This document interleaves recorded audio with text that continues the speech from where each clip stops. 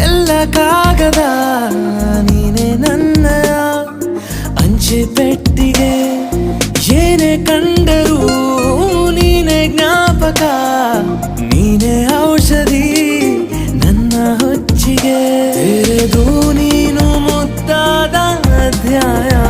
ಸಿಗದೇ ಇದ್ರೆ ತುಂಬಾನೇ ಅನ್ಯಾಯ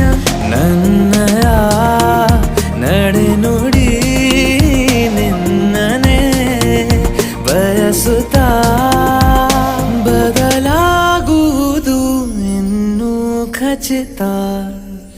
ಸರಿಯಾಗಿ ನೆನಪಿದೆ ನನಗೆ ಇದಕ್ಕೆಲ್ಲ ಕಾರಣ ಕಿರು